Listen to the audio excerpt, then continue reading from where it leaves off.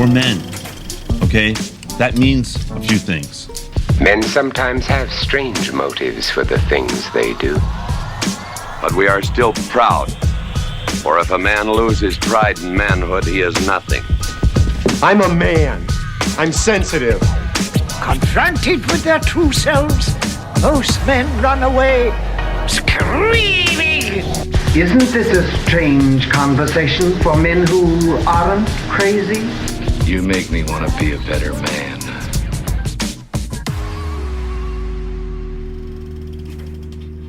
Hey, buddy. Hey, buddy? I just wanted to tell you, welcome to the Better Men Film Club. Hey, thank you. You're welcome. You're Dave Gregory. I'm Nick Flora. This is the podcast where we both use the lens of film. See what I did there? Lens. You have lenses behind you right now in your video.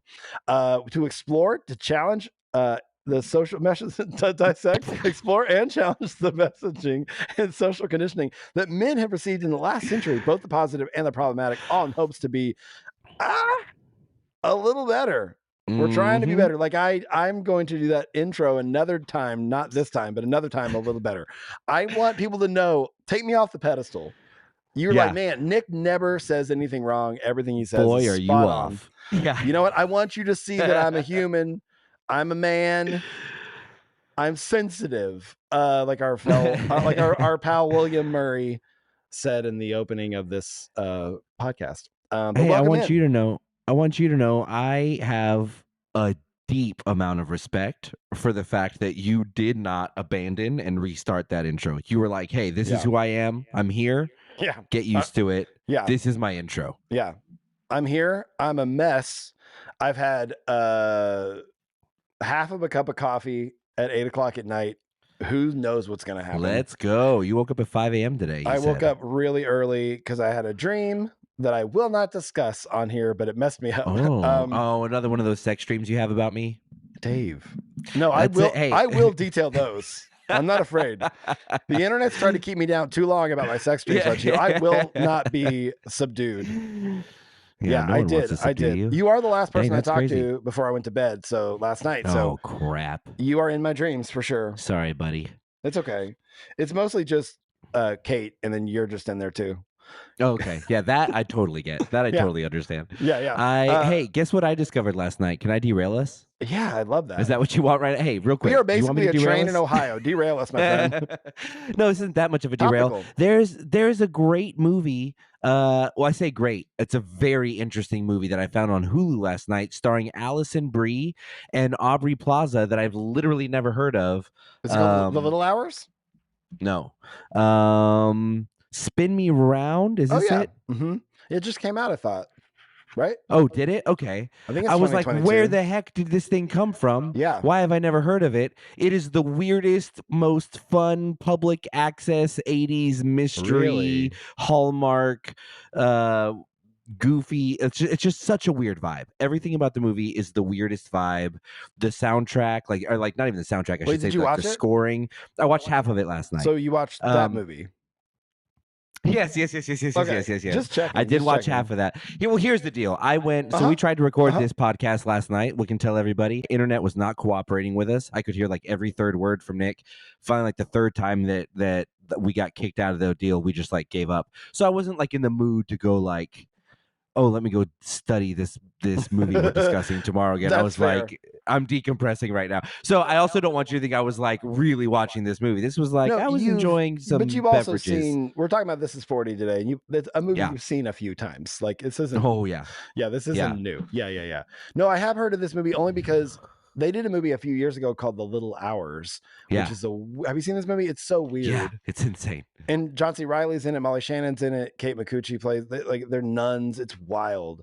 It's so weird. But Insane. It's so bizarre. So is this movie, is it done by the same people or are they just, Oh, I don't know. okay. I don't know if it's done by the same people. It's not the same. It's not as weird, but it is very weird. I can't decide if I would describe it as like that weird, like somewhat erotic thriller from the 80s that's really bad, that stereotype, like a really good Yeah. one of those, or if I would describe it as like a comedy, like a very modern comedy done very poorly in an 80s style. Like, I don't like, you know what I mean? Nothing about it was bad. It's all very intentional, but I'm like, I can't it's just like such a strange film. But yeah, I was just like, I love these women. I love these actors. There's so many great people in this movie. Why don't I know about it? It's just very bizarre. Yeah, that is weird. I do love it. Makes sense to me that Alison Brie and Aubrey Plaza would be like friends, or their energies work well together, because Aubrey Plaza is like controlled chaos, and Alison Brie is like, she's one tick away from just being an insane person. Yeah. No, absolutely. At all times, They absolutely. It's so strange how they do kind of work together very well. Like they're whatever both of them do very well individually. Like that energy together makes me happy even thinking about. Yeah, good call. Did you see Spin Me Round? Spin Me Round. Okay. Spin Me Round on Hulu. Like do you know what Mrs. Doubtfire's favorite streaming service is? Hulu. That was just for you. That was just for you, Dave. Thanks, buddy. Thanks. That was really good. What were you gonna ask? Who knows? All right. Hulu knows. Hulu knows. Edit that out. I refuse. I'm excited today because 35 episodes in, man, and we still have yet to cover a tried and true Judd Apatow movie. That's crazy. Maybe the guy we brought up the most in reference to other things on this podcast. Especially early on. I think it's funny. And we've been surrounding Apatow by, talking about I Love You Man, talking about these movies that like definitely were influenced by his style. The dude just like I'll try not to reference things we said last night, but like you've said it before, this idea that like this dude basically defined what modern movie comedies are. He changed comedy. He changed. Isn't that wild? Comedy in cinema. Like the fact that it goes back to, it's all Judd is the thing. Like it goes back to the like Seth Rogen and all these other people. Like we can say like, isn't it wild that like all of those guys, Jonah Hill, Seth Rogen, these guys that like we were watching in high school and college, and like our parents were like, oh my gosh, he's like horrible. Yeah. You guys have no idea what Hollywood used to be and all this other stuff. And now those are like, that's like our Mel Brooks, you know what I mean? I'm like, yeah, Mel Brooks was weird and irreverent and juvenile too, and you guys loved him. And it's like they own Hollywood, but it really is like you zoom out a little farther, and like Apatow is like the nucleus at the center of that whole movement, and it's crazy to think like he doesn't walk with that level of gravitas. You know what I mean? Like when you see him on something, or when you're just like, oh yeah, that's just Judd. You know what I mean? It's like, yeah, it's just the guy that changed modern comedy. You know what I mean? He seems very approachable. Yeah. And, you think grounded. Like there are people like for a while, and I think Judd even had a hand in like a Sacha Baron Cohen kind of thing. Because Jonah Hill wrote on Borat. Like there's people like that. I didn't know that. Yeah, he wrote on Borat and Bruno, and him and Seth Rogen, they wrote. Weren't those documentaries? Oh yeah, they're real. But Judd. You would think somebody like Sacha Baron Cohen, who was kind of comedy's Daniel Day-Lewis, where he's just kind of detached, like he doesn't do a lot of interviews. He's just he likes being kind of in the background. Judd is like the dude at the hardware store where you just be like, oh yeah, I'll totally walk up to that dude. He hasn't had sleep in like 6 weeks. His eyes, he has bags under his eyes. He's just like, oh yeah, how's it going? He just seems so approachable. And I love that he is that. He is just who he is, and then he happened to not only, I feel like if life is a simulation, it's Judd Apatow's simulation, because not only did he land like the most, if not, I mean, he's on the Mount Rushmore of the most influential comedic minds of the 20th century, and also he landed a goddess of a wife. Not only is she gorgeous in Leslie Mann, like physically, but she's a genius. Like she's a genius. Actual she was a genius. She was a proven genius before she'd ever met Judd. You know what I mean? It's just like they are an incredible team together. But you go like, hey, dude, she was Leslie Mann long before you were Judd Apatow. Oh yeah, for sure. George of the Jungle, my man. Look it up. Oh my gosh. But she truly, like, Leslie Mann is a force. Like, it is wild to be in a movie toe to toe with Paul Rudd, who and I don't forget he's in the movie, but anytime it's just him in this movie, I'm like, yeah. But like, what's Debbie up to? Like, she's so enigmatic. She's so electric and so nuanced at the same time. Like, she could have easily been a one-dimensional character, especially in this movie in Knocked Up, but she plays it so real. that you're just like, oh, she's legitimately her and Paul Rudd too, but like they're legitimately good actors who just happen to be very funny. I could be completely wrong about this because spoiler, I am not and are wrong. Thanks. Spoiler, I am not friends with Leslie Mann or Paul Rudd in real life. I've spent Why are you on this way podcast? less time, however much time you think I've spent with them off screen or on screen, to be honest. That's so much less than that. No.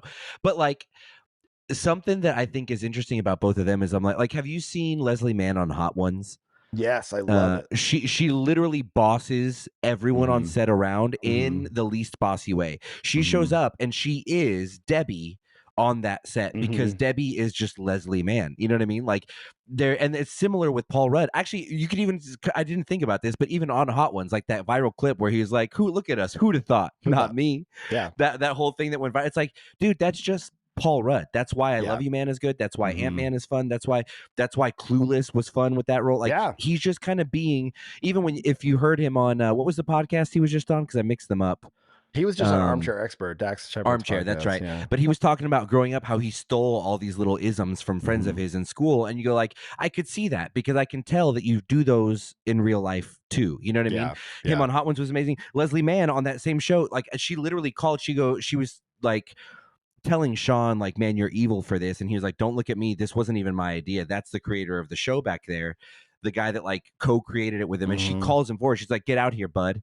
And she makes him take Wing with the bomb Beyond Insanity, or like, she's just like, come, like, she just moms the whole set. Yeah, and you go like, that's why these people are incredible, is because it's not like, it is, but it isn't a character. Like, yes, it's a character. They have their own private life, but you're like, there is so much like sincere, genuine you in what you're doing right now. Yeah, and that's like, I love both of them for that. You know, absolutely, and he.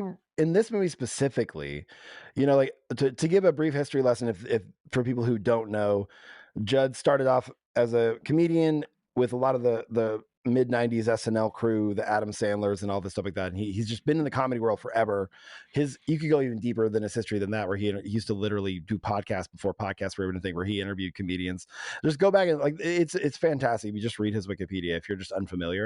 And then started making movies like 40-Year-Old Virgin and Knocked Up and Funny People, This Is 40, along producing movies like Superbad, Anchorman, Pineapple Express, Forgetting Sarah Marshall, Bridesmaids.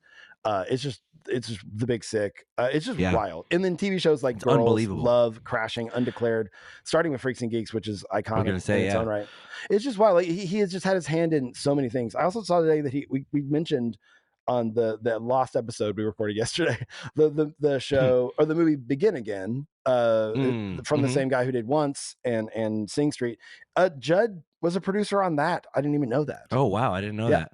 So he had a producing hand in that. So it's just wild to me how much he has does had miss. his hand. Yeah. I'm just kidding. I mean, he did get him to the Greek, which is a fun movie, but you know, it's a lesser one for sure.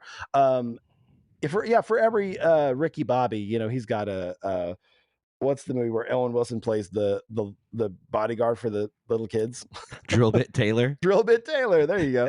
Yeah, I wouldn't even say for every with him though. Like if it was for every, that would be fair, because there have been so many good ones that I'm like, dude, if you had a stinker for every, like it's honestly the only one that I think is irredeemable is The Bubble. And I think like outside of that, I'm like, Judd, you have not missed. Yeah. And like, dude, you should be allowed to miss significantly. Like the career he has had is insane. Yeah. You know, even it's crazy. A fun fact about Drillbit Taylor that I love is that it's the last known written script of John Hughes. He wrote that script. No. Oh, sad day. Isn't that wild? You can kind of see Drillbit Taylor made in like the 80s. Like you can kind of, or a 90s movie, like, because John Hughes also wrote Beethoven. Like in Can the 90s. I be honest? Yeah. I haven't seen Drillbit Taylor. You haven't seen it? Like I don't know when it came out. in the aughts, whenever. It came out like I haven't seen Drillbit Taylor. Something like that. Yeah, I think I saw like clips of it and was like, oh, okay, I'm good. Thanks, bye. Yeah, I watched it in the theater. And you know what movie I wanted Drillbit Taylor to be, but this movie ended up being kind of it, but better, was Good Boys. We've talked about that a few times. Yeah. Which is kind of like Superbad, but like for elementary school kids. Yeah, which it's incredible. Good Boys is incredible. I would have settled for Drillbit Taylor being like bushwhacked, honestly. Like, I think I would have enjoyed it even more. Do you remember Bushwhacked? Sure. Yeah, of course. Yeah. What's that actor's name? He's the one of the sticky bandits, the one that's not Joe Pesci. Yeah, Daniel Stern. Yeah, Daniel Stern. Yeah. But anyway, Judd is he's a legend. He's an icon, and he making this movie. This does feel like it's slated as the sort of sequel to Knocked Up, because in the movie Knocked Up, there is Paul Rudd and Leslie Mann's characters. They're married. They're Katherine Heigl's sister and brother-in-law, and then they have two kids played by Judd Apatow's real life children, Maud and Iris Apatow. So it's basically Judd's family, and he just put Paul Rudd in his place, which I would do that too. So then they took those characters and made this movie into it, in case you didn't know.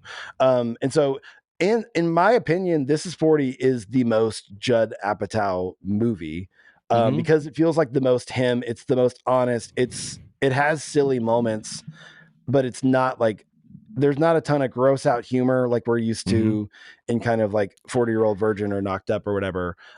It's still very real to life. It's very comedic in its drama. Like the comedy comes out of real life situations, literally his real life situations, and a couple of friends that he pulled from, like in this stage of life where people are often cast aside, honestly. Like their 40s, women are historically like put out to pasture in Hollywood. And so to make a movie literally surrounding a woman turning 40, and a man too, but like so much of Debbie is, Leslie she's Mann's turning character's 40 and she's turning into a man is what Nick means. Spoiler, that's the big twist at the end. Yeah. Leslie Mann and Paul Rudd play the same character. So oh my gosh, I didn't get that. I'm just now putting that together. Yeah, he's her Tyler Durden. Tyler, it's a very different. I don't know. I'm sorry. Rewatch the movie through that lens. It's very different.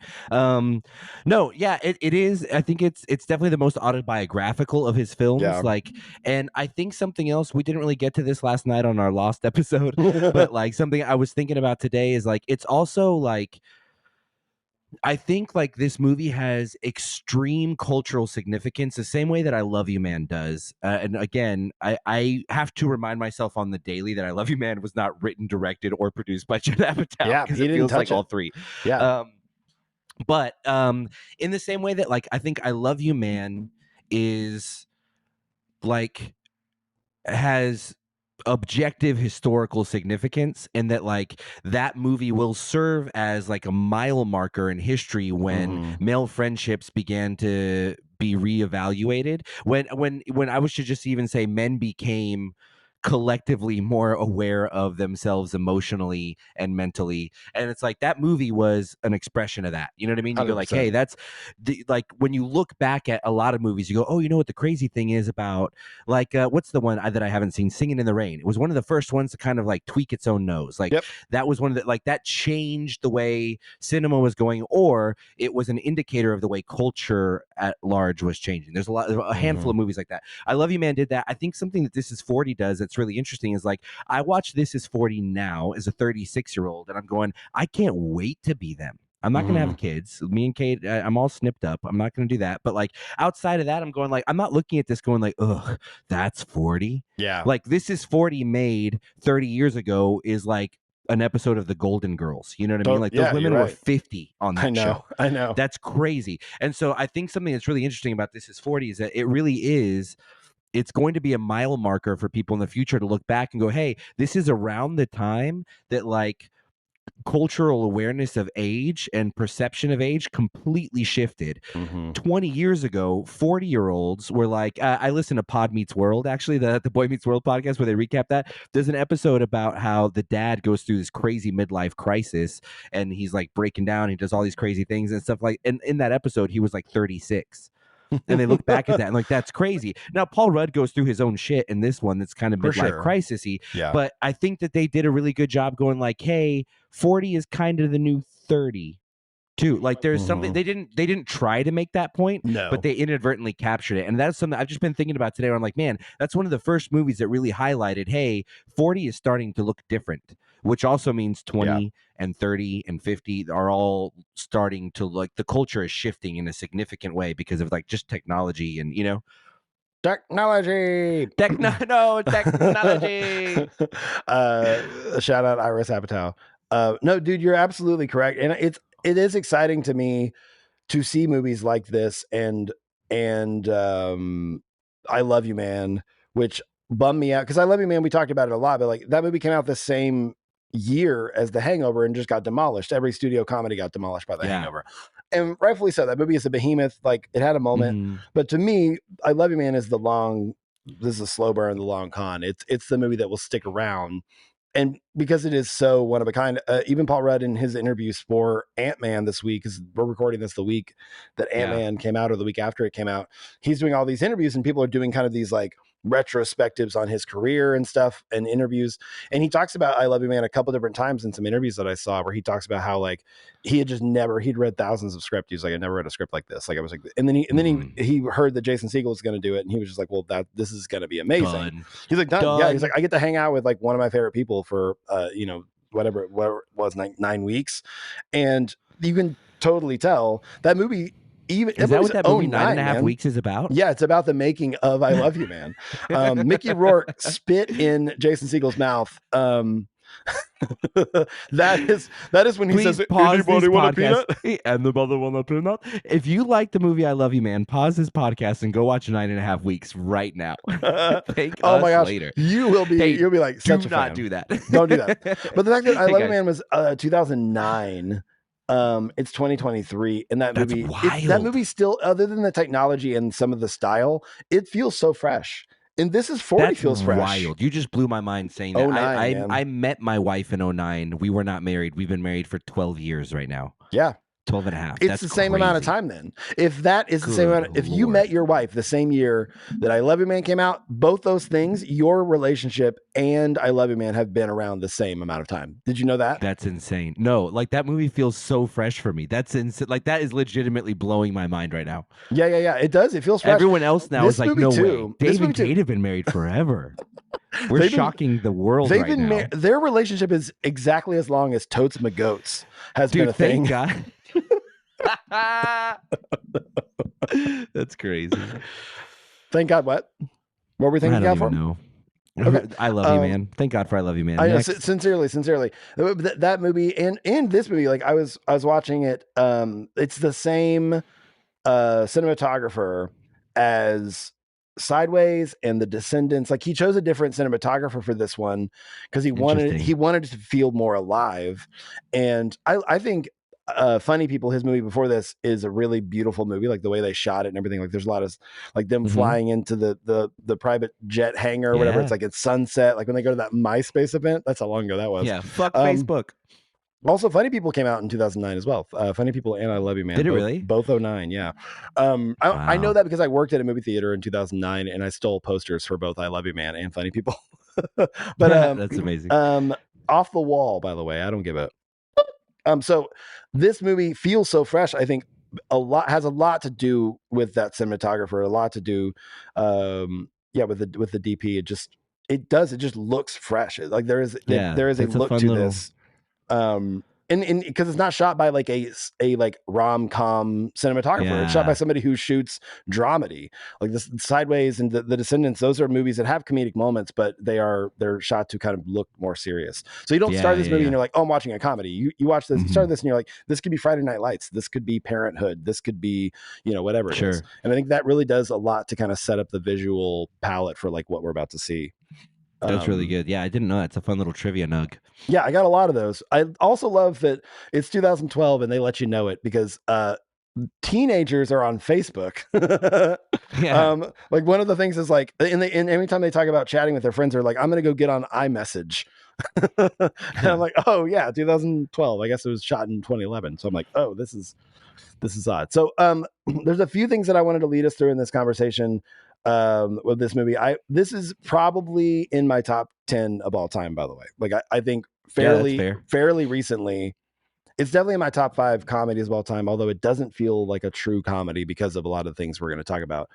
In the same way that, like, I don't know, there are Woody Allen movies that feel more dramatic, but are considered comedies technically. I love you. You brought this up to me a while ago and we talked about it in the last episode, but like the idea that like to Gen Z's genre is dead. I wish we would kill genre because it really does hinder us in the way we view things and look. I wish we would just look at it and let it be whatever it is. Like genre Yeah. we get mad at things if they aren't funny enough, if we think it's supposed to be a comedy or like aren't, the Golden Globes wrestles with this every year with like, is it a musical and a comedy? Like what, See, I would say though, I wish we would kill it. I don't. I wish that we could. I wish that we were mature enough to kill it, but we're not. No. Like if we killed genre, no comedy would ever win an award ever again. And that's the Yeah. frustrating thing. Like I Yeah. agree with the sentiment 1,000,000% of what you're saying, but it's so frustrating to me that I we know. can't like, you can't just go like, because how do you compare The Revenant or Birdman to This Is 40 or I Love You Man? Yeah. You can't, but you go like, dude, Jason Segel's performance or Paul Rudd's and I Love You Man. Yeah. Good luck anyone else in Hollywood pulling that shit off. That's like an Yeah. unbelievably difficult. Dramatic actors tell you like, I would never try comedy. It's so hard. And how many comedians go into dramatic acting? I'm not saying that's not also difficult. It is, but like I do think that comedy is harder. And it's like it's so frustrating. I 100% want to get rid of genre, and then at the same time, I'm like, well, that'll be the last time Judd Apatow gets an award. Yeah, truly. You know? I do think if we have any chance of a classically comedic director winning an Oscar, it will be Judd at some point. Like I feel like I could totally see him winning some kind of, like The Big Sick is considered a kind of romantic dramedy, and it got nominated. I mean, for script, but that's something. Melissa McCarthy got nominated in Bridesmaids. That's something. I think it's just he has to come out of the blue with something. This movie, this week I heard it must have been Paul Rudd on Armchair. You can correct me if this is a different podcast that he was on where he talked about this, but like him and Dax, I think, talk about not specifically how comedies are harder than drama, but it has come up on that podcast before. I can't remember what exactly it was, but I don't know how to cite my source in this, but they talk about the opening scene to Ace Ventura and how like when he's kicking that box around and like Paul Rudd's like, I don't know how he did that. Like that is truly, he said he used to study that scene because it was so incredible. And I agree. Insane, like him. Yeah. They talk about just his commitment to it. They're like, he was so committed. And that's what I think, like in terms of acting, you're rewarding a lot of times, you know? Exactly. And even like Robin Williams and a lot of the stuff he did, you're just like, why haven't these men received Oscars? Like this is incredible. Daniel Day-Lewis couldn't do what Jim Carrey does in Ace Ventura, and I stand by that. Yeah. 100%. 100%. And that's the thing is you go like, you were rewarding Daniel Day-Lewis for his commitment in The Phantom Thread and in My Left Foot, and you're rewarding Leo for commitment in The Revenant. But you don't acknowledge commitment in things like I know some idiot kicking the box, and you're like, dude, anyone else doing that? And you're like, this is dumb as hell. Why are we watching this? Or even Jeff Daniels. Jeff Daniels in Dumb and Dumber, like a normally dramatic actor. He is incredible in that movie. Yeah, John C. Reilly's another good example of that, where you go like, we should respect we should respect these dramatic actors for how well they also do comedy, because that is doing both is I'll throw it out there because it doesn't get talked about enough. But Philip Seymour Hoffman in Along Came Polly is Rain Man. It's incredible. Like just go watch on YouTube Philip Seymour Hoffman in Along Came Polly, a flawed movie, but man, what an incredible performance. A pitch perfect performance. That man knew the assignment. He understood the assignment and he nails it. He basically plays like a Jack Blackian type. But man, he is so. But he also does that in Almost Famous a little bit too, you know. A little bit. But it is a cool dramatic comedy in Almost Famous, and you're right. Like he out Jack Black's Jack Black in Along Came Polly. It makes me sad because I would love there to be. Obviously, Philip Seymour Hoffman has left us, but I would love for there to be a Jack Black, Philip Seymour Hoffman like.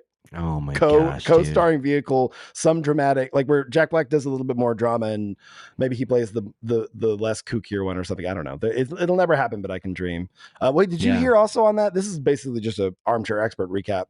Welcome. Did you hear that? Maybe it was that one where Paul Rudd said that he is the one he went in for Jack Black's part in High Fidelity. Yes, and that he's the one who was like, who y'all should look into. That like, I was like, cool. If I wasn't obsessed with Paul Rudd now, if you don't marry my wife and make her the happiest woman on the planet, Paul Rudd, that's how much I owe you, dude. Like, I she'd almost be so much you. better off with it. I was in the grocery store and I was insane. like, whoa, that was insane. Like, okay, Paul Rudd has, and he talks about it a little bit, but he is like our Forrest Gump, where he has had his hand in. He was in Friends, and now he's in Marvel, and he's in the Apatow verse.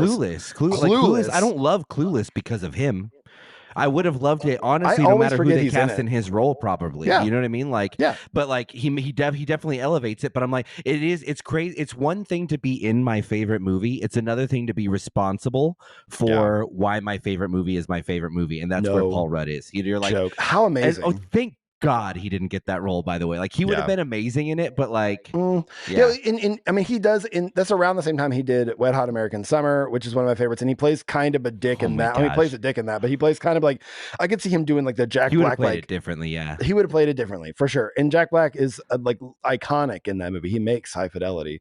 It's another thing where you go like back to the Jim Carrey stuff, all that. It's commitment. You go like, I don't think that role was written in the book. At least it's not written as goofily as Jack Black plays it in the book, and then even in the show, it's just kind of like, hey, here are some burnouts. These guys kind of like the guys that work for me kind of suck and they're quirky. It wasn't like that, like you know what I mean? Like all you hear is the air guitar. Yeah.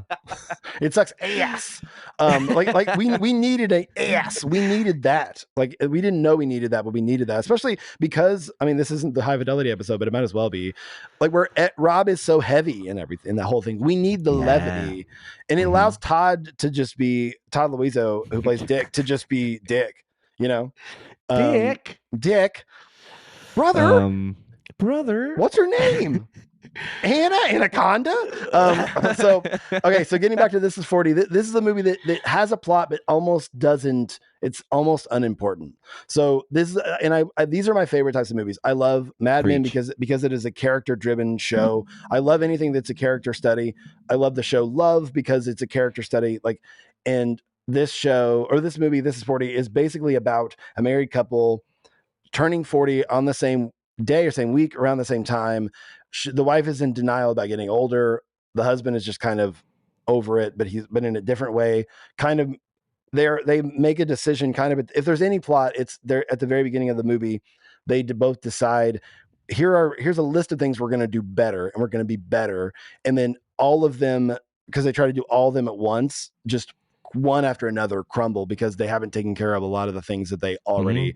You know, financial issues, and like they have problematic employees, and like there's just so many things that plague normal people. Like I spent the first 20 years of my adulthood building this life, and it didn't turn out how I thought it was going to turn out. Yeah. But on the outside, it looks like I have everything. But like, yeah. You know, there's a little bit of that. I would say it's a movie about people that, like, to me, it feels like they started off their 40th year saying, we're going to live our 40th year the way we imagined living our 40th year when we were 20. And it ends with them going like, oh, dude, it's not like everything we thought about what life at 40 should be like, how we should have our shit together, what our relationship with each other and with ourselves and with our children and with money should look like. All of that stuff is like out the window. You know what I mean? It feels like they start off the movie like trying to like play grown up, and it ends with them going like, hey, surprise, no one knows what we're doing. And not only that, but like one thing I love that it does, which I haven't really seen covered a lot in at least like studio films, maybe there's some indie comedies or indie dramas about this, but like the idea of because I'm 41 currently, and I'm like, okay, I feel like I have children, which I do. That's why I feel like that. And I also have parents that are getting older where I kind of feel like I'm their parent too. So it's this thing where I have so many children or emotional children in my life right now. And they deal with that really well because on Paul Rudd's character, his name is Pete in this movie. His dad is kind of a shit show in a wonderful way. Also, like, I just got to point out Judd Apatow, both in Knocked Up and in this movie, A+ casting with parents. Like, I don't know if you remember, but in Knocked Up, Seth Rogen's dad is Harold Ramis, which is they have one scene. He's amazing in it. Like, it's one of the best scenes in the movie. And then in this movie, Albert Brooks Albert Brooks is so funny. Literally right now, everything Albert Brooks says.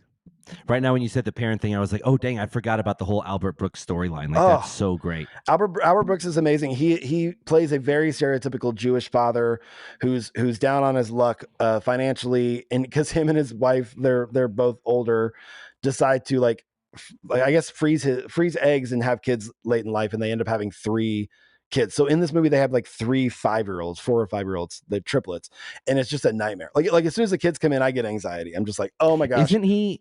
His wife's not older. I thought His wife's like super young girl. 45, but he's 60. He says he's 60 in it. She's 45, so he marries a younger woman in the movie. So and then he is borrowing money from Pete the whole time. So that adds financial pressure on top of Pete's business. And I guess in Knocked Up, I rewatched Knocked Up as well. Not to outdo you in how many movies I watched to prep for this. Yeah. But I rewatched Knocked Up as hell. I haven't seen it in forever.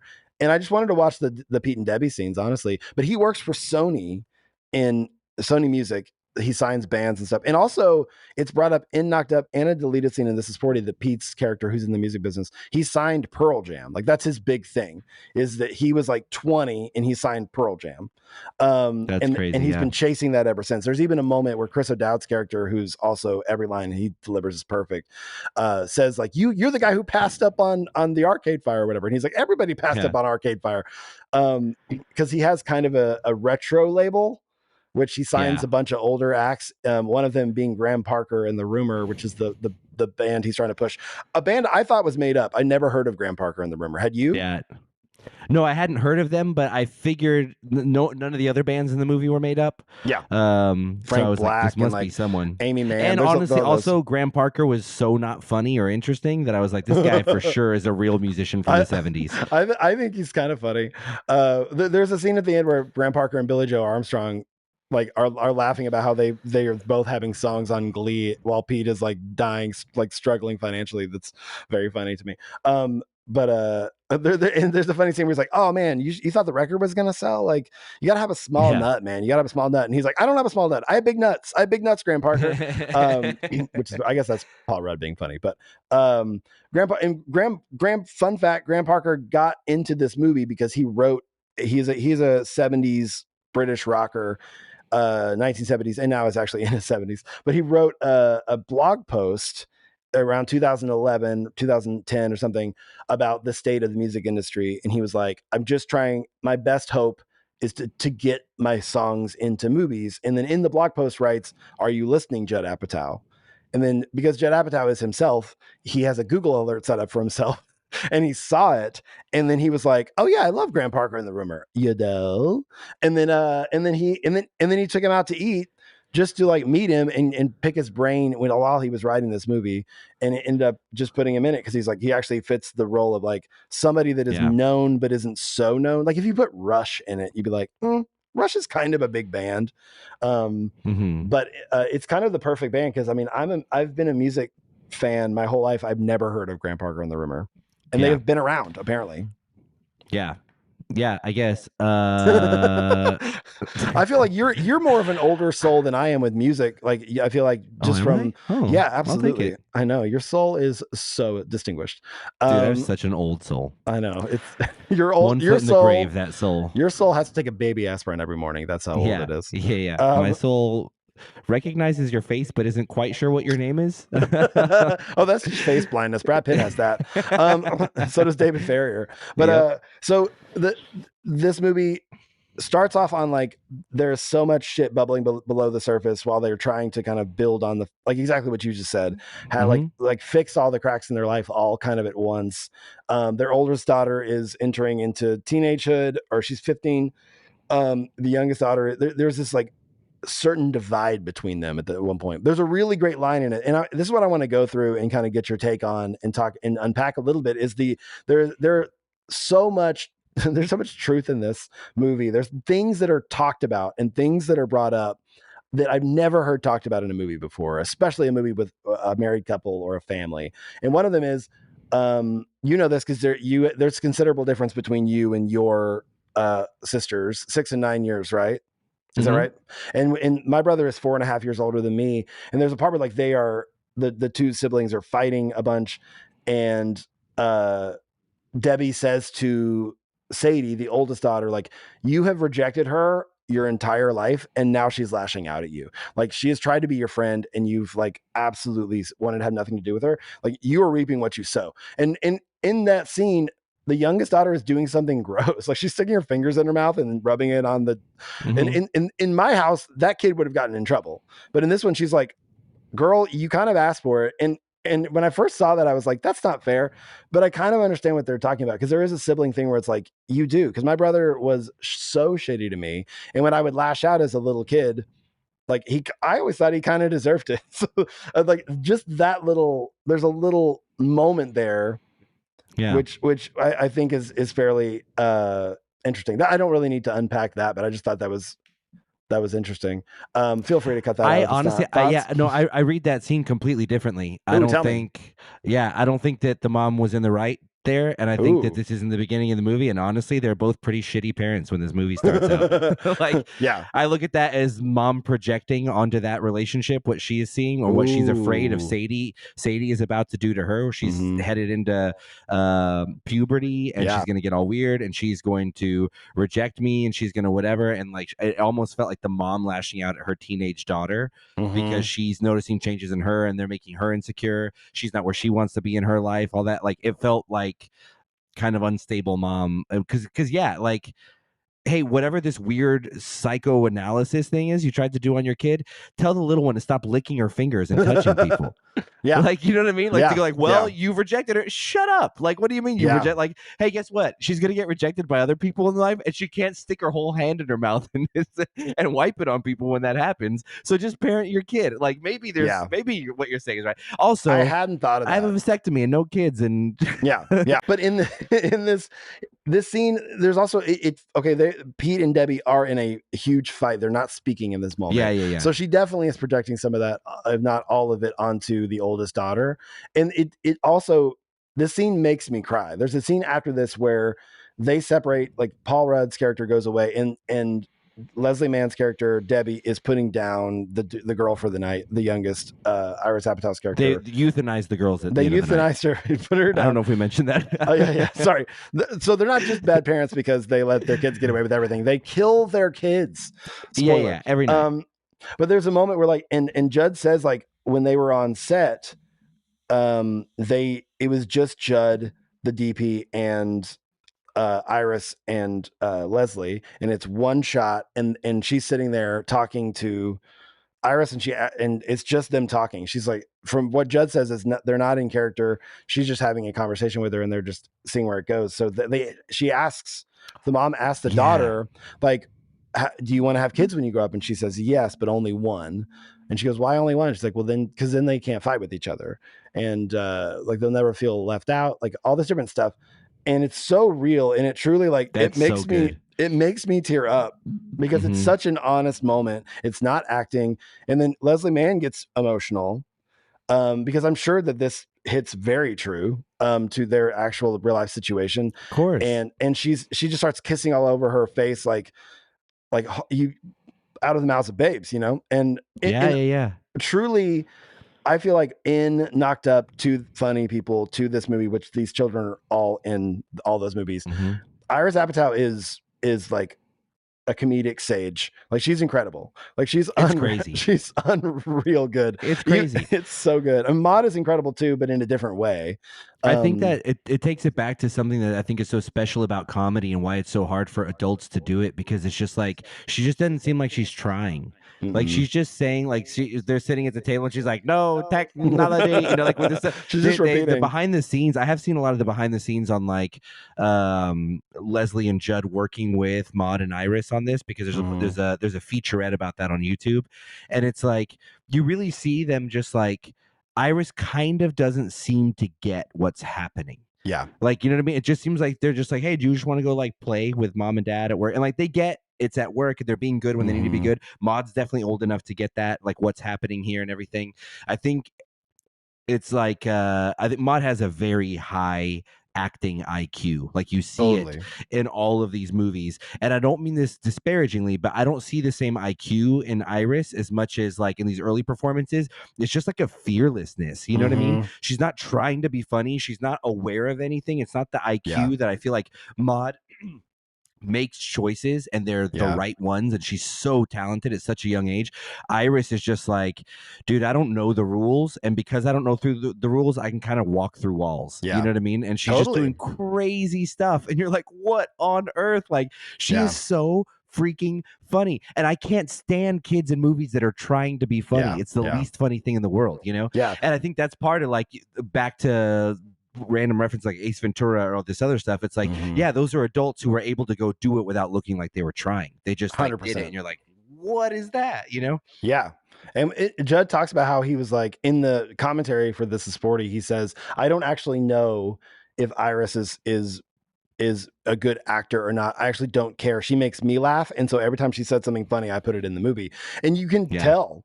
You're like, he was like, I just hope that other people also think she's funny. And I'm like, dude, she steals every scene she's in. She's so funny, which says She a lot. really I is. mean, It's incredible. It really is this kind of Aubrey Plaza and kind of like, I don't care. Like, put me in this movie or don't. Like, I'm going to say or do whatever I want. And you can't take your eyes off that person who just doesn't give a shit. Russell Brand kind of has that in Forgetting Sarah Marshall.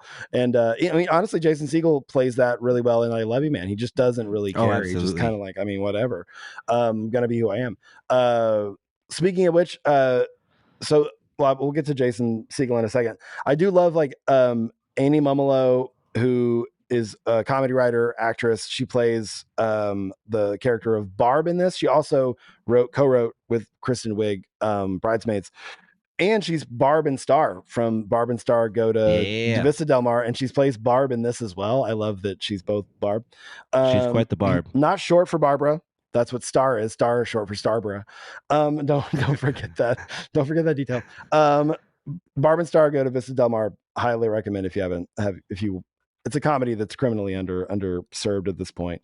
So It really is. back to the movie. There's something I wanted to bring up to you, since this is a podcast about the messaging that men have received in both the positive and the problematic. So there's a really interesting scene that was kind of played up. It's funny. It's played up for comedy, but it really pangs my heart as a dad.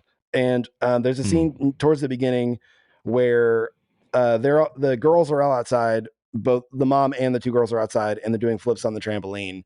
And Iris does her first flip. I don't know the character's name. What's the character's name? Iris Apatow. Who knows? She does the flip on the trampoline kind of for the first time. Charlotte is her name. And they're all cheering, and they're like, "Wait, where's your dad?" And they're like, "He's pooping." And it's like, "Oh, it's funny." He's on, and this is played in the trailer where he's like on the iPad, and he's playing Scrabble. A fun little wink. He's playing with Ben, Seth Rogen's character from Knocked Up. It shows that on the thing. That's fun. So it's a little like wink to the original movie. And then Debbie barges in and is like, "Hey, what are you doing?" Like, just like one of many times where she's just trying to catch him in a lie, which he brings up at some point, which is true. But to be fair, he does lie the entire time to his wife. Like he never really tells the truth in this entire movie. And then he's like, "I'm trying to poop. I'm just here, whatever. I'm not doing anything, nothing at all." And she's literally like, there's a moment where she says, "Why is your inclination always to escape?" And it's such a like heavy question for a dude taking a shit, playing Scrabble. But I have felt this both as a man and as a dad, as a person who is a part of a family, a wife and two kids at one point in my life. The kids are still around. But to where I have also felt this, because I've seen my dad also in the middle of Christmas, just kind of peace out and go to his office for a little bit. Like, what is that? Do you feel this sometimes too? Just like in the midst of like group gatherings, to just be like, I just got to go away for a minute. I wouldn't say I feel that in the midst of a gathering or anything, but I would say like when I feel that, it's very hard to overcome. Like when I feel that. And if I'm headed to a group gathering, it is brain surgery for me to pull myself out of that state of mind like engage. You know what I mean? So it's not I'm very rarely in those settings, and then suddenly I'm like, I'm done with this, and I withdraw. For me, it's like I'm in that scenario where I'm like, I don't want to engage, and if we drive and we go to that party, good luck, dude. I don't know if I can really. You can't engage. like snap back it's very in. hard for me. It's very hard for me. Do you eventually get there, or are you just done for? Yeah, I mean, I think I've learned to. I think no, I wouldn't say I get there. I would say like I can get myself there. You know what I mean? And I think that's like what I'm trying to say with that is it's like I do think I spent my 20s in situations like that, waiting to want to re-engage, going like, I just don't want to. I don't know what you want me to do about that. And then like going like, yeah, I can't get there, versus like I've spent my 30s realizing that like, yeah, well, it's not going to just happen. I'm not just going to magically want to get there. I have to like do things. I have to do work to get there. You know what I mean? But I think for me, the scariest thing about, I don't know what the answer for this is, but I think it's a really interesting question. I go to the inclination of, why do we want to escape, right? Like, why, what is it about that? Because like, without knowing that, how do you fix it? And I think the hardest thing for me, it's similar to like, I got very into fitness and working out this year. And I had a friend who for years tried to get me to go to the gym with him. And he was like, what changed? What changed? What changed? And there are a couple of practical things that changed. And I told him, I was like, yeah, we just didn't have time before. We used to be involved in a lot of different things in the city that we're just not involved in anymore, that we don't value the same way. We have more free time. And that's real. And he was like, no, that's not it. And I was like, what do you mean? And I was like, I don't know, dude. I just want to now. I just want to. And he was like, that's what it is. That's what I'm trying to get at, is like, what changed? You never wanted to, and now you want to. And it's like, I can't tell you, I could kind of walk you through it, but I'm not 100% sure why at the age of 36, suddenly fitness became very important to me. But even though I understood where I was health-wise for years before that and what I needed to do to get to a healthier place, I just didn't want to do it. You know what I mean? Yeah. And I think that's the scarier question to ask. It's like, when she's going like, why is your inclination to escape? It's like, well, like, I think it's totally fine to go like, you just want that time to yourself. You just want, like, you know what I mean? Like, if you feel like you never get it, maybe it's all you ever want. But also like, how do you want to engage? You know what I mean? Like, how do you, that's a scary thing as a man. I'm going like, I don't have kids, but just in like my marriage, there've been seasons where, like, to be honest, I don't really want to do the work. I want to come home and like watch TV. I don't want to come home and like tell you about my day and get vulnerable. I'm in a season right now where like we do watch TV together, but there are nights where we sit down to watch a show and we end up talking for 2 hours and going, okay, well, it's too late to start anything now. Because like there is just an inherent like want to connect and go deeper there. But I don't know that I could tell you like, oh, here's the thing that changed. I could tell you I'm in a season right now where I'm working hard and I want to, but when you don't want to, how do you can do the thing you don't want to do. Yeah. But like, is that as effective as wanting to do it? I don't know. Does that make sense? Jimmy Kimmel mentioned it once, like, if you put it on the calendar, I immediately don't want to do it. And I think there's an element to that I have too. As soon as I have an obligation, like, watch me try to get out of it. And I don't know where that comes from either, except I just don't want to be controlled. You know what I mean? And it's so interesting in this movie specifically.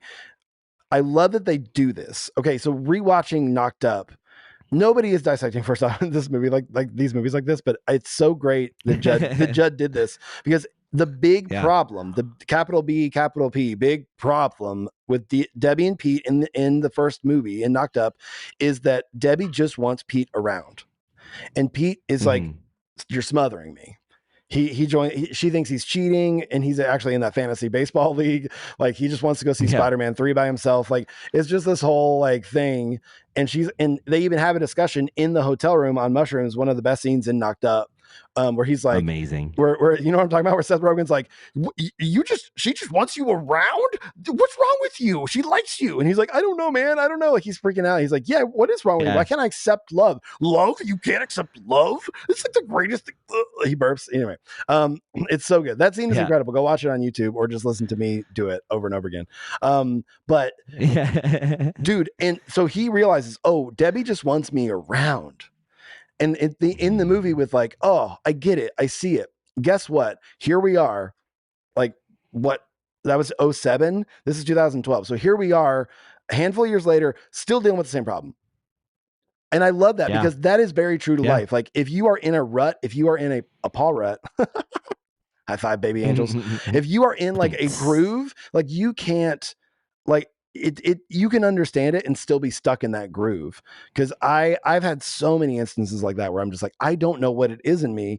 I just have this like impulse. If you tell me to do this over here, I'm kind of going to look over here and do something else because I just don't want to be controlled. I think a lot of it comes from me being like the baby of the family and having a lot of people, including my older brother, make decisions for me when I was too young to make decisions for myself. But whatever it is, I feel out of control a lot. And so I just want to feel in control. Yeah. So that's why like I have dedicated my life to having a career where my job is to be me as much as it can because I'm in control of that to some degree. But it's so interesting that they still show like in this movie, she's still like, dude, come be a part of the family. And he's like, give me a minute. I'm holding everything together. You know what's crazy though? What's crazy though is I wonder. I even think about myself in the seasons when like I was talking about like the want to show up or not. You know what I mean? Like because he could just begrudgingly show up. That doesn't fix the problem though. That's Don Draper, right? Like that's like the guy that's like I'm at the kids' party because I've got to be at the kids' party. That guy breaks eventually, and it's like no, like show up and want to be there or don't show up. So like how do you want to? And I think it also goes back to there's a weird thing where like I may not have kids and everything like that, but like I understand. I mean, I've been married for 12 years. You know what I mean? I understand what it's like to be in a relationship, and you also like it's good. There's nothing bad about it, but you also want what you want sometimes. You want to lay on the couch for as long as you want to, or you want to go see that movie, or you just want to have some like space and independence. That's very normal for someone to want.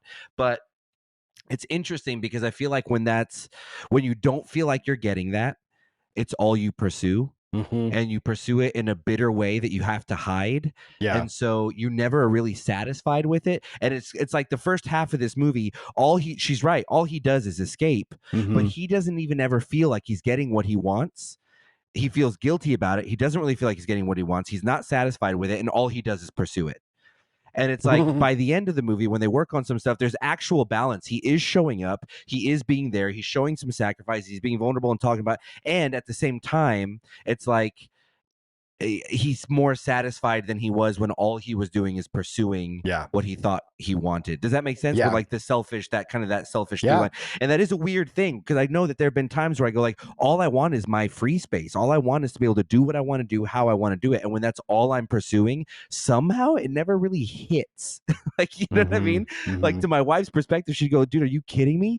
All you do is that crap you wanted. All you do is hang out with your friends or go do this thing or go do, you know what I mean? And I'm like, yeah, but I still don't feel like I'm getting my own time, and it's because I'm pursuing it in kind of this selfish, underhanded, kind of secret way that like doesn't ever really scratch the itch. You know what I mean? We never feel like allowed to do it. We feel like we have to get it in sneakier ways, where it's like I have to figure out how to. There's not time allotted for me, so I have to figure out how to steal it on the way home from work. Like I stop by the bar, or on the way. Like I'm prolonging the time at home at the end of the day because I just gave 8 hours of my day to work, and now I have to give the remainder of it to family. Where is there time for me in this? It's not going to work. The stopping at the bar on the way home doesn't work because the whole time you're doing it, you feel like shit because you're hiding something or like you're not supposed to. Like and it's completely be different than going, I'm going to go do the thing I have to do. I'm going to go do the thing I have to do, and they are going to go, hey, you've been showing up a whole lot. You need to go take time. Like, you know what I mean? And when you are able to go take that time for yourself, you'll be like, oh my God, this feels so good because they want me here and they know where I'm at. You know what I mean? It's a weird dichotomy. It's interesting. You mentioned this last night in the last episode that we did, but like Pete and Debbie both I said a lot of good stuff last they night. both want the same thing.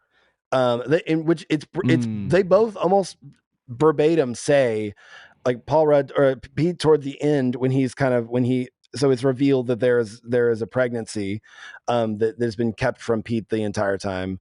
The Debbie's pregnant.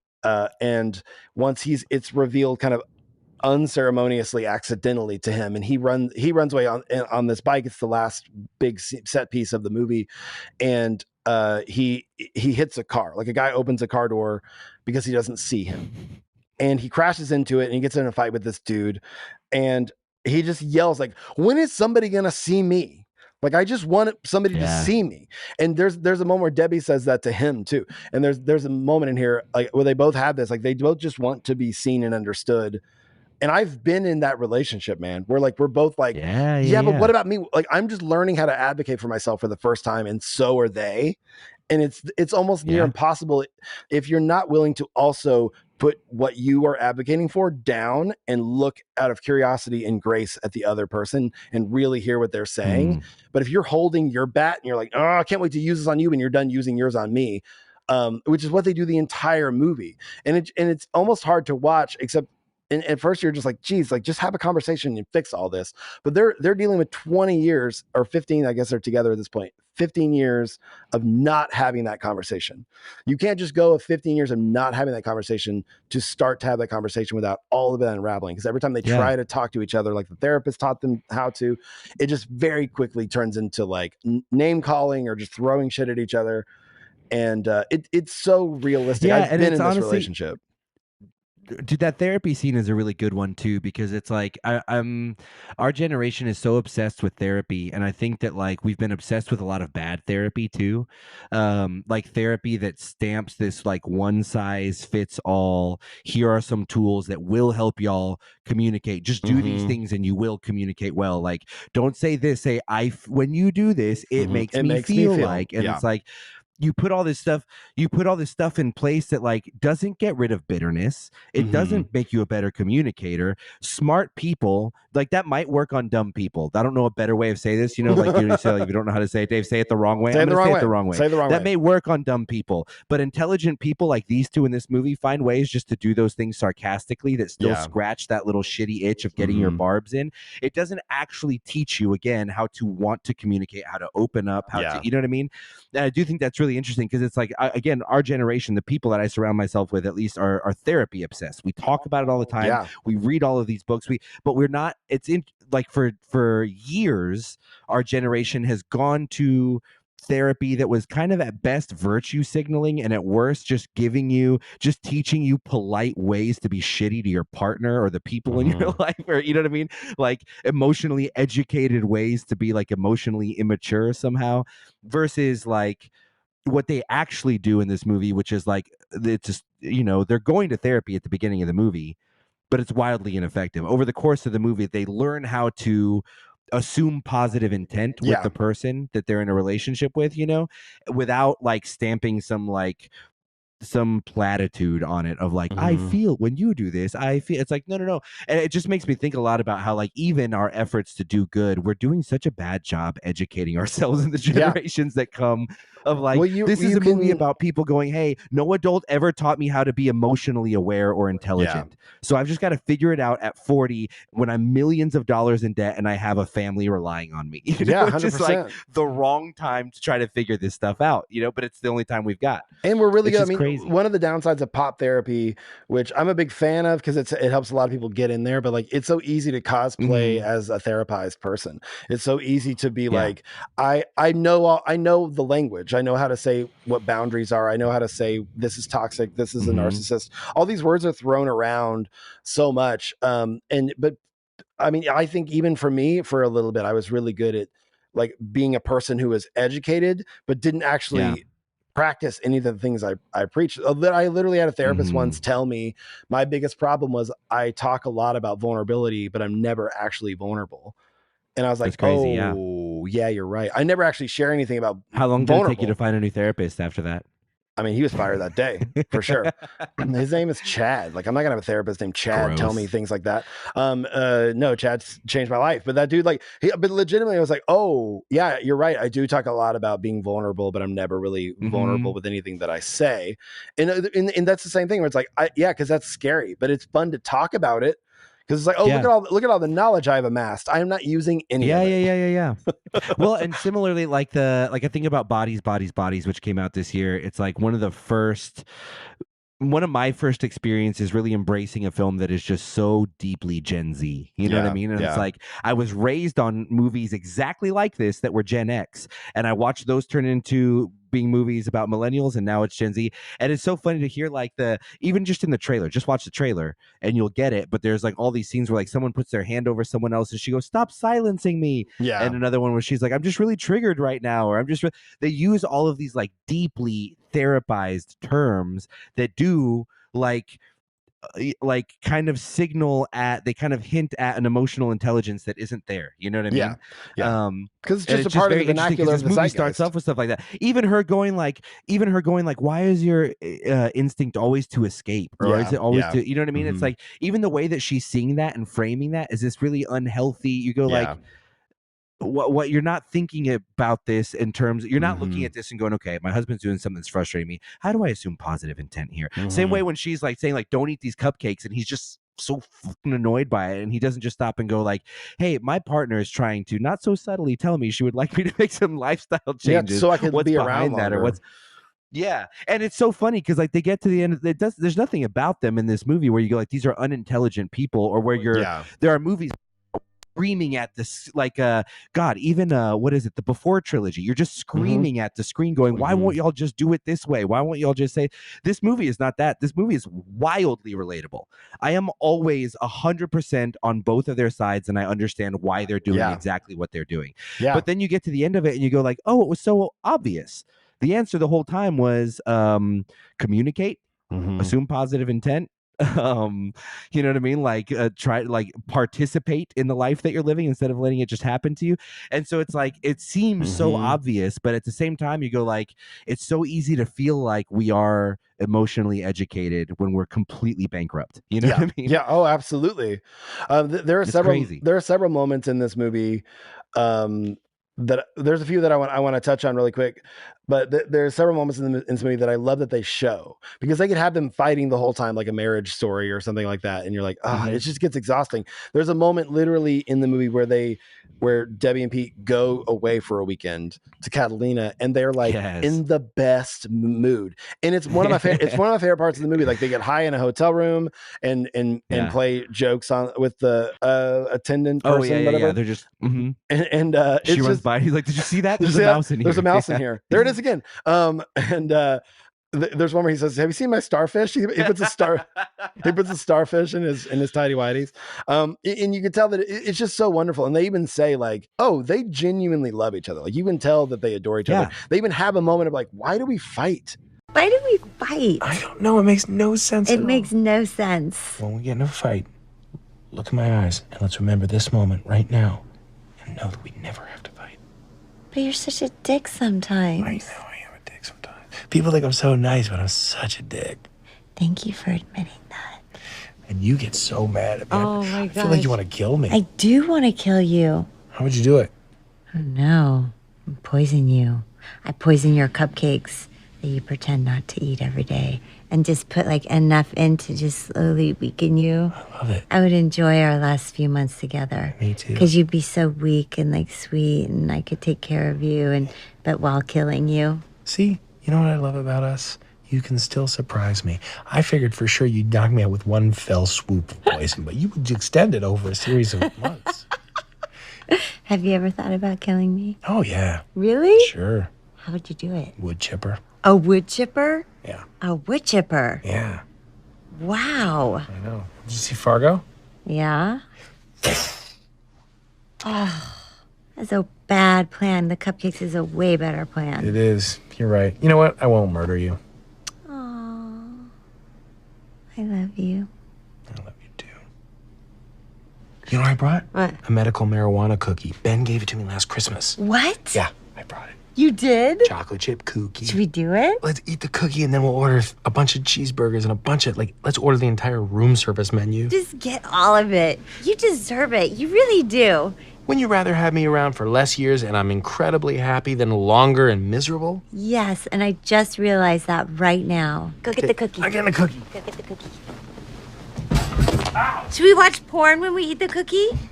Yeah, should we get a block of porn? I don't think we need 24 hours of porn. Yeah, but like 2 porns cost just about as much as a 24-hour block. I think that's too much porn. We don't have to watch it all, but for the value, it makes sense. And I've had this, dude. I have said to my ex-wife when we were on vacation, like, why can't I have vacation version of you at home? Yeah. And she was like, I don't know what you're talking about. And I'm like, there's just a different energy to you. And she was like, oh, because the 20 things that I'm carrying every single day, I don't have to carry here. Mm-hmm. And that never, she didn't say as eloquently as that, but like kind of put it together for me where I'm like, oh, right. Like we don't have to be those people there. And it's almost like we get to see Debbie and Pete at the beginning of, like, they really do love each other. There's even moments at home where when they're both like working on a common problem, like when they're attacking that one kid who's trolling, who looks like Tom Petty, who's trolling Maud Apatow's character Sadie, on iMessage. No, they're trolling. He's trolling her on Facebook, which is so funny because no self-respecting millennial kid would be on their. I guess she's Gen Z. Would be on Facebook. Anyway, it's so funny to me. It's so funny. I feel like there's often moments that Judd tries to make up for shitting on people and things in his last movie. Follow me here. So in Knocked Up, there's a moment where Katherine Heigl's character tells Seth Rogen's character, she's an E! News correspondent, and she says, I'm interviewing Matthew Fox today. And he says, Seth Rogen's like, oh, you know what's interesting about Matthew Fox? Fucking nothing. That guy sucks. And he makes fun of Matthew Fox for no reason.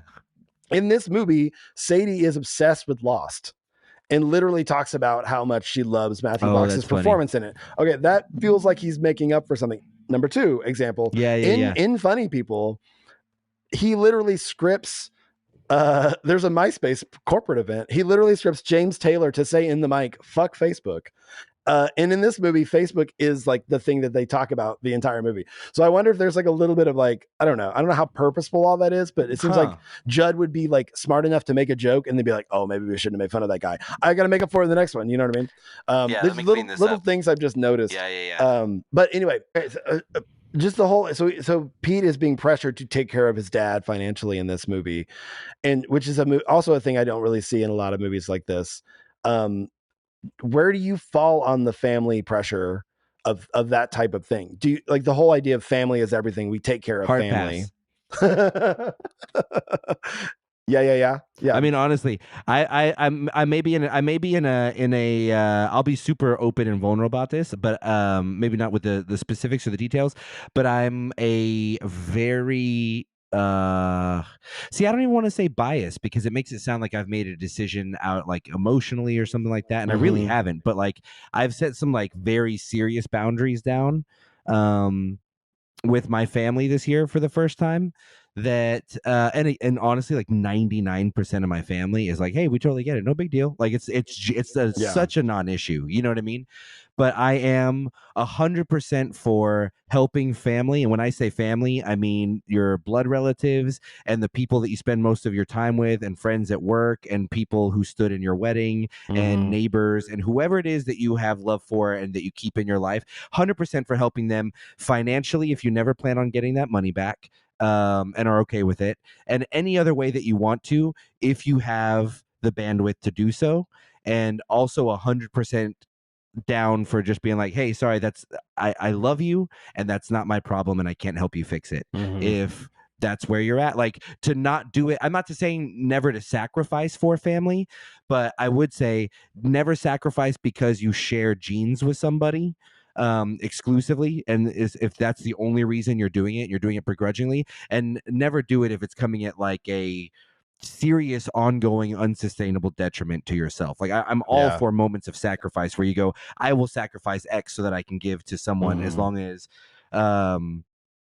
you're not sacrificing for other people, your wife and your kids and people who didn't have a say in it necessarily. You know what I mean? But yeah, so it's interesting because like I have also done things, and I've been on the receiving end of this too, but I've also been generous with family in way, like when we can help. We've been in seasons when we can help. We've been in seasons where we've needed the help, you know? And so I'm all for it if you can do it and you want to. And I'm all for not doing it if you can't or don't want to. Yeah. You know what I mean? Like, it's one of many, I have a strange relationship with family, I feel like. I do too. It's one of many really good questions. That's why it's so brilliant about this movie is like you said it earlier, but you agree with both main characters in this movie almost the entire time, if not the entire time, because there is a conversation at the end at the party. They're all sitting around the table, her dad, his dad, and then a couple of their friends. And this, up until this moment, Pete and Debbie are like solidarity. And then they say like, listen, it's not us, it's our parents. Like they fucked us up and now we're fighting because we have issues because of them. And then there's a moment where like it all kind of falls apart. You have never once stopped asking us for money. Family helps family. But it's true, family helps family. Look, I don't expect you to fully understand. Your dad left, you're broken inside. It's not your fault you can't feel love. There's something that you can't... This is coming out wrong. You know what? I would rather have my dad than your dad, because he doesn't drive me crazy. You know what the best quality my father has? Is he asks for nothing. I don't know what the fuck he's thinking right now. Look at that. Nothing. Nothing. I don't even know him. And I turned out perfectly fine without his input, okay? I just figured out what your problem is. You hate Jews. Which is so odd because your children are Jewish. Don't play the Jew card, Larry. I'm not playing any Jew card. Seriously, it's used up. You can't use up a Jew card. That's the whole point of a Jew card. That's right. You can't use it up. It goes forever. You know what? I have to go. Yeah, great. What a big surprise. Bye, Oliver. See you later. See you in another 7 years. Make sure to say goodbye to the grandkids who you met today. You know, nothing I do is right because of you. Nothing. No matter how hard I try, I'm just the asshole here. But you know what?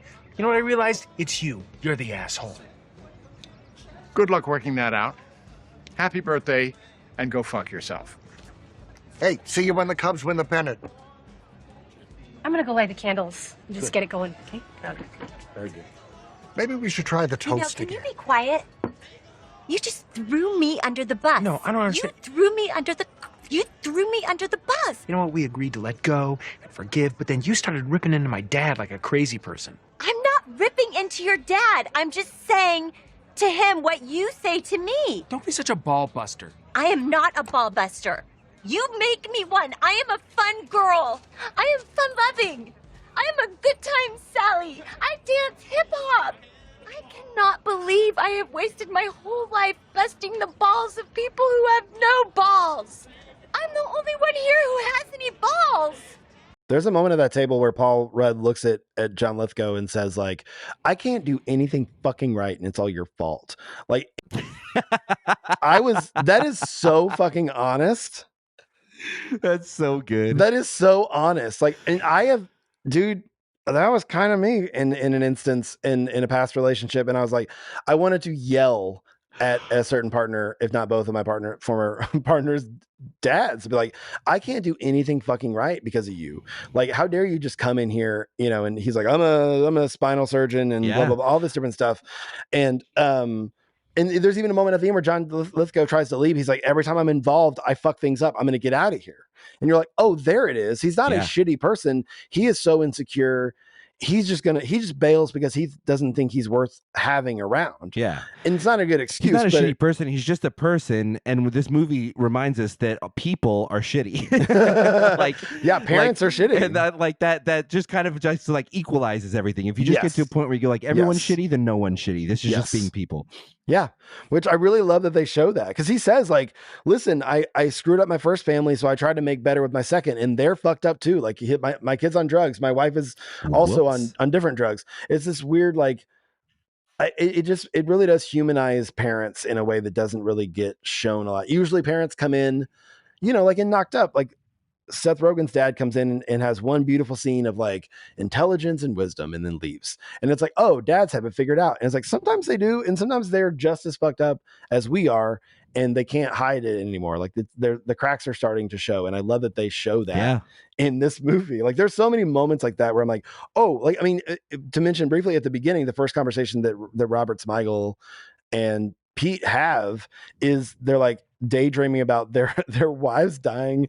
And it's like, it's in public. Favorite scene too, of by the the movie. way. Favorite scene of the movie. Ad-lib too, by the way. Yeah. That one, and then the one where they both talk about it when she's like, I do want to kill you, when they're talking at their on their drug how trip would or you do whatever. it? Yeah. Mm-hmm. Yeah. And he's like, wood chipper. It's amazing. And she's like, wood chipper? Yeah. Fargo, wood chipper. Yeah, I love it. The one that the conversation that he has with Smigel though, where he's just like, yeah, like of course, like I mean, he goes, what is it that he says? He's like, it sounds horrible, but do you ever wonder what it would be like if you and your wife were separated by something bigger, like death, like her death? I have given it a fair amount of thought. Not in any painful way, but just like a gentle floating off. It's got to be peaceful. I mean, this is the mother of your children. And then the new wife would be great. God, I can't wait to meet my second wife.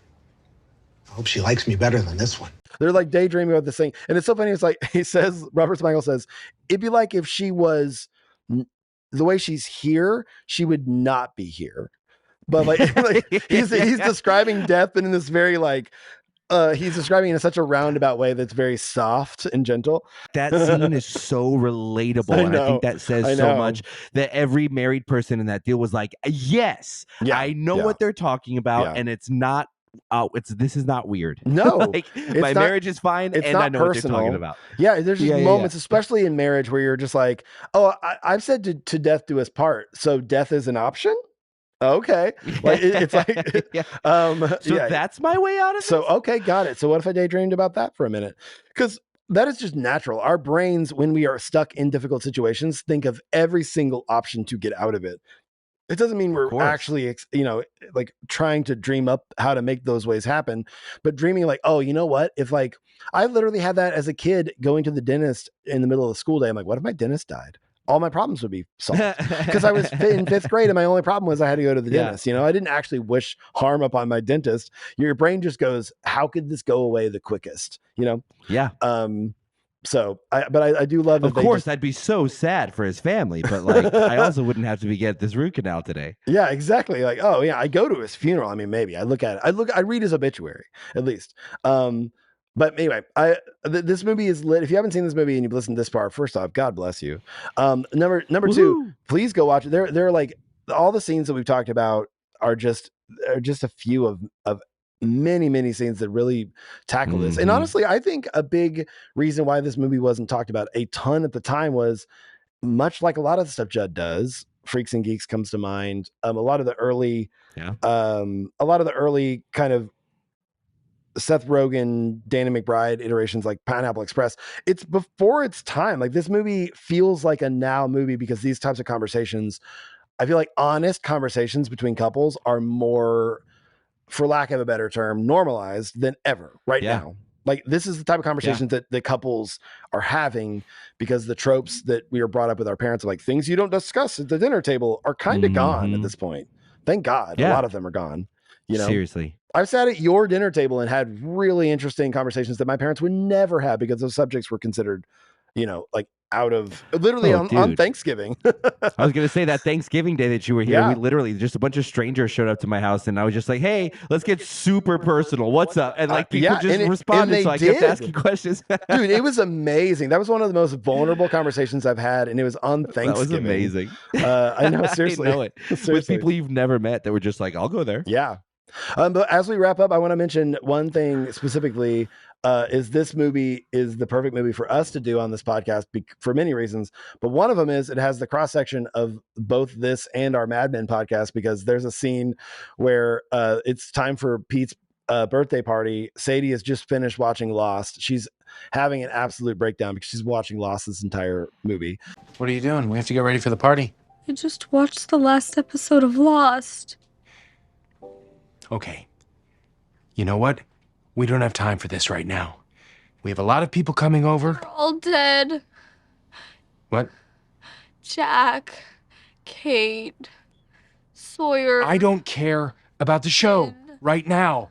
Okay? I need you to just get in the shower, get dressed. Let's just put it on hold. All those people. Don't think about Lost today. Tomorrow, Lost. All day. I can't wait to hear about it. Jack? No way. Really? Right now, shower. I don't make fun of your stupid Mad Men. First of all, I don't get worked up over Mad Men. That's because Mad Men sucks. What Don Draper has gone through beats whatever Jack is running from on some fucking island. Bunch of people smoking in an office. It's stupid. It's about a lot more than that, and you don't have any kind of understanding about what it was like in the 60s. You do cry during Mad Men.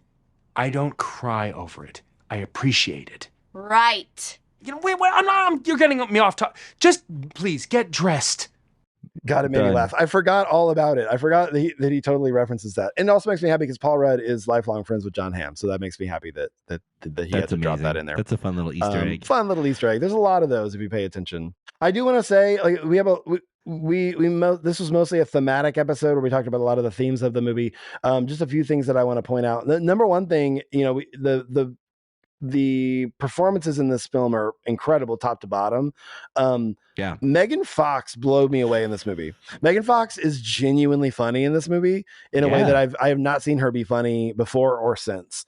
And I think we were sleeping on her. I don't think we recognized how freaking brilliant she was in Jennifer's Body. And I'm serious when I say that. Yeah. It was a real comedic performance, but Yeah. we didn't read it that way because we were so horny for her. I know. I blame Michael. Honestly, I think Michael an Bay. army of high school kids. Yeah, I think an army of high school kids were thinking with the wrong head and missed out how freaking brilliant her performance She is in is that movie. so funny in this. There's a moment where she reveals something to Debbie, and every time she's a little drunk, and every time she reveals it, she extends the time in which she was doing this thing. It's a funny reveal. I don't want to give away right now, but It's so good. in the way she delivers it is so funny. And I learned on by watching the commentary that she's in this movie because Leslie Mann saw her on a talk show and was like, she's naturally funny, and told Judd to put her find. So Leslie Mann was like, find something for her to do in this movie because she's so funny. And I wish that, I don't know, like I wish that she would have a comedic career of some kind because she has a natural comedic talent. She's genuinely hilarious in this movie. She really is. She really, really, really is. Yeah. Yeah. There's a lot of fun little cameos in this and stuff like that. I forgot his name already. Was it Chris O'Dowd? Chris O'Dowd, Jason Segel. That's not a cameo, but I mean, like he is someone that I think in the Lost episode we talked a little bit more about his performance and how great that was. That's not even the order that happens in. Like he has so many great lines. That's not even the order that happens. The order. I love the order. The order. Melissa McCarthy shows up in it as the most Karen mom ever. God, the outtakes. Yeah, the please at watch the it. end. Oh my God, the whole movie is worth just Melissa worth it. McCarthy's outtakes at the end. You of this go film. on YouTube and watch peak it. Melissa McCarthy. Incredible. She's in the fact that she never breaks, and Paul Rudd and Leslie Mann are like their faces are red. Paul Rudd is literally like it's amazing, like making insane faces. I'm glad Robert Smigol's in a movie. He should be in more movies. He's so funny. Yeah. My favorite random cameo. He only has one funny line in it. Michael Ian Black plays their accountant. Oh my gosh, I forgot. And he only has one. Michael Ian Black, in my estimation, is one of the funniest comedians living right now. He just makes me laugh so best much. Twitter follow you'll ever So have. Like he is so one of the good. best Yeah. Twitter follows. Genuinely. But there's a moment where he's trying to talk to Pete about selling it. He's like, you could sell your house and that would save you guys a lot of trouble. And he's like, I don't know if I can do that. And he was like, hey, how funny it would be if I bought your house. Anyway, just kidding. And it's just he throws that in there in a very Michael Ian Black, like kind of shitty accountant kind of way, like he's fishing for something. I have such a deep affection for anyone who was on the Best Week Ever show. That's Yes, me where my too. love for him and Paul Me F. too. Tompkins originated. Yeah. Yes. Oh, best week ever for sure. And there's a moment where Michael Ian Black's talking to Debbie's character, kind of unveiling how much shit they are in financially. And he does this thing at the end after revealing that they are absolutely broke. That he's like, but I just want to remind you, we are here for you. If you need anything, you come to us. And she's like, really, what can you do? And he's like, absolutely nothing right now. It's just so funny. Like, it's just such a Michael Ian Black delivery. It makes me laugh.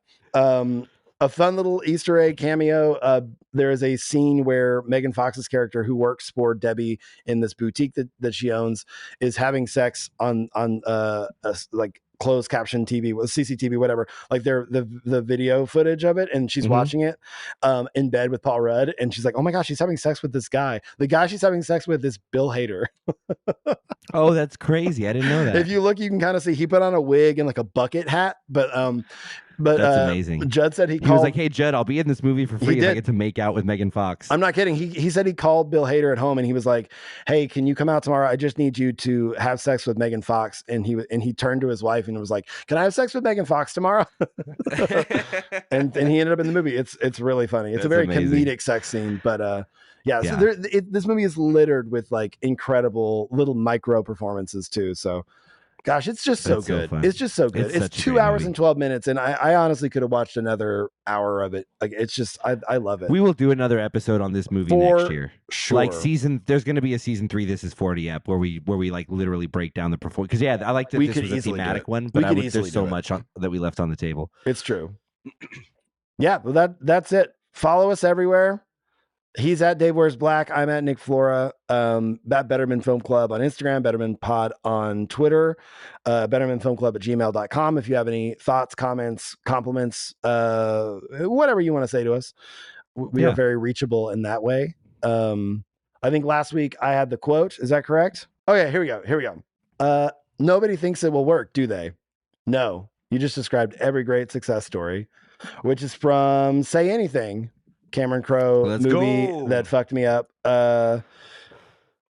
And yeah, what is it? What is this? We talked a lot about rom-coms last episode. That's why that got brought Yeah, up. it's an unforgettable line that you nailed the first time. Totally didn't need to do it. My quote this week. My quote this week is: "Sometimes my life looks like an endless streak of staring responsibility directly in the eye and then running the other way."